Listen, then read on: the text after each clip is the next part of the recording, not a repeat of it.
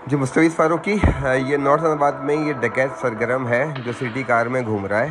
5 आदमी हैं, 2 सिंधी, 2 सराइकी, एक उर्दू स्पीकिंग।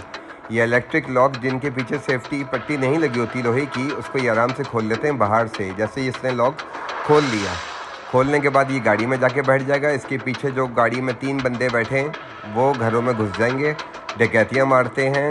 लोग ये समझ रहे होते हैं उनका डोर लॉक है। जिन डोरों के इलेक्ट्रिक डोर जो हैं उनके डोर के पीछे पट्टी नहीं लगी, लिहाजा वो बराए करम वो डोर को लॉक करके घर में रखें, वरना ये वारदातें जो हैं वो आम होती जा रही हैं। Block A, block D, block I, block N में ही कट चुके हैं वारदातें ये।